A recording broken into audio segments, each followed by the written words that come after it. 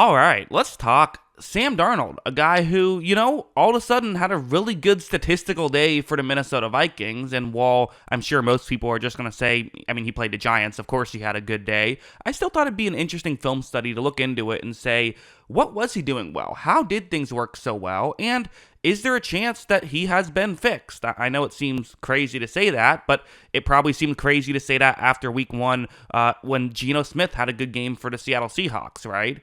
After all, if you remember, we gave up on Sam Darnold because of how bad he played with the Panthers. Baker Mayfield played really bad at the Panthers as well, and, he's gone on to do good things with the Buccaneers. Now, Baker had played well with the Browns previously. Darnold also played poorly with the Jets, but still, I just think it's interesting to watch a tape and just question what happened here. Is there actually something here, or was it just one fluky game against a bad defense? Well, first, let's start off with the play you see on your screen. It looks like a Tampa 2 right here, and you have a tight end who's going to run a route that's going to try and get open just before he gets to the linebacker. Watch Darnold when he takes a snap. He takes a snap, and he's getting rid of that ball quickly, right? He's not waiting around, and that's definitely a good sign. Being able to get rid of the football quickly is really how you can succeed at this level. This route is open, undoubtedly, and that is something we're going to see in this video. Guys are getting open, but I do think Darnold's timing this ball well. He's throwing it accurately. The Vikings get this big completion here, and listen, we can sit here and say, well, that wasn't the hardest degree of difficulty play. Sam Darnold's always been someone who can make the high degree of difficulty plays. His issue is he makes bad decisions. He was making good decisions out there. This one's another one. It's second and 15, or excuse me, second and 12. I got confused because on the field it says second and 15. The scoreboard is second and 12. It is in fact second and 12. But it's a one-on-one matchup that Darnold is going to look towards the bottom of the screen. Okay, let's see what happens. Darnold takes the snap. He's going to look in that direction, and he fires in that direction. And again, this is open.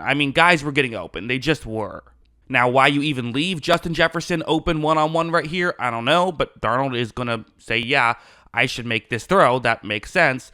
And to me, the way I view a play like this is heading into the season, once we knew Darnold was going to be the starter, I think we all figured, well, the Vikings have a lot of firepower on offense. The question is more so, can Darnold get it to them? If they can get open, can Darnold get the ball to Jefferson in this situation? I think here we are clearly seeing the answer is yes. Because watch, a really accurate throw. That's right on the money. I know he was open, but even if he wasn't that open, that's still a completion because of how well thrown that ball was. So, this is a good play. Again, you can evaluate a player even when guys are getting open. This play's another example of it, where it's going to be a 2nd down and 4. The Giants are in zone coverage right here, and you have Jordan Addison's route going to try and get into a gap in coverage towards the offense's right. As you see, Darnold takes the snap. He's going to look towards Addison, and look at when he fires it. Again, the timing is what I like, as this is perfectly when you would want to throw it. It's in between the two players covering over the middle of the field.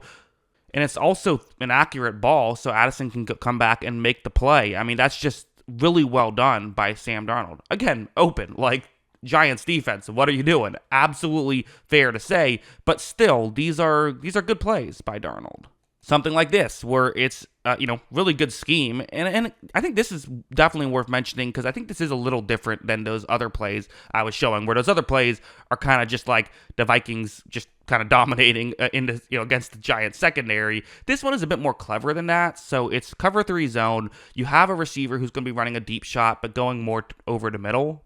And then the other receiver on that side of the field will eventually go towards the sideline, towards the top of the screen. Hopefully the first deep shot took away some of the Giants players, and that second one can be the one that gets open. When this play begins, you're going to see that right here. I think a Giants player is doing a decent job at coming over trying to read this, but he's just now reading it. It was a good job of having kind of a fake screen there as well. Really, this is just a good concept. Kevin O'Connell, I think, really is one of the most underrated coaches in the league. He's really good at this stuff. You see this happen all the time. And for Darnold, now is really when he has to make his decision. What's interesting is he isn't even looking over in that direction. He just sees down the field with how the corner and the safety is playing. He knows that this is going to work. So watch him get over and almost blindly makes that throw, but it's a perfectly accurate throw because he understood the concept and understood the timing. Sometimes it just takes you a little bit of time to figure out these types of concepts. concepts. Certainly, rookie Sam Darnold wasn't doing this, and he sure as hell wasn't doing it in an Adam Gase system, right? But now that we kind of see him in a situation like this, I don't know. I think he could be able to do this consistently this season. I don't know if he's going to be a superstar, but, like, could I see him being, like, a solid game manager? I certainly saw it in this game. And even something like this, where it's a 4th down and 2, and so, okay, key play, it's man coverage. What do you do when it's man coverage? Well, you look towards number 18. That is Jefferson's route. Justin Jefferson, one of the best players in the league. Definitely this is one that you want to look towards. Darnold takes the snap. Jefferson's going to get the inside leverage because he's Justin Jefferson, but this is actually being defended relatively well by the Giants corner here, which is something I did not say too often in this video. This is the first time I've said it, actually. But watch this perfectly accurate ball by Darnold. Like, listen, the fact that Darnold's numbers were as good as they were was definitely in part by, the Giants defense not doing so good, but some of these plays are really good. This is a really good throw by Darnold. So what's the takeaway here? What is the final thoughts of Sam Darnold in his very good performance with the Minnesota Vikings in a very easy situation? I don't think I have any massive takeaways. I think really I want to see him in a couple of games. I will say we did see Sam Darnold play pretty well with the Panthers once he got off the Jets, went to the Panthers. The Panthers started 3-0 with Darnold. I remember there were memes saying, wow, the Jets tried to ruin Darnold, but look at what happened. That was the consensus. And then just the season went along and he ended up not playing very well. And Panthers didn't play very well. And that was kind of it.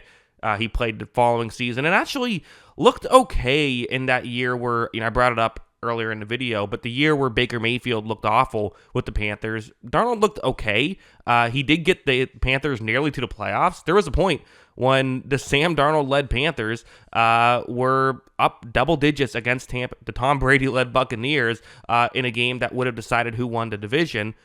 Tom Brady, and really they tried to cover Mike Evans one-on-one. Didn't work out too well for the Panthers. It didn't end up happening, but I just bring that up to say, like, he has had his moments, and I think it's possible he has gotten a bit underrated at this point. That being said, he still had his issues even in those moments, even in bad situations. He still did things to make the situation worse at times. So I'm also not going to sit here and say, like, it's always been the situation, but guys can get better. And also maybe in a good situation, he's one of those guys who can play well when things are going well, but can't play well when things are going poorly. There are players like that. So either way, I think if you're a Vikings fan, you're having fun because there's still hope, I would think. But yeah, those are my thoughts on Sam Darnold. Before I go, I will mention that I do have a movie channel. If you like watching movies, check that out. The link in the description below. Have some fun stuff on there. Again, Jackson Kruger Movies is the name. But yeah, those are my thoughts on Sam Darnold. What are yours? Let me know in the comments below.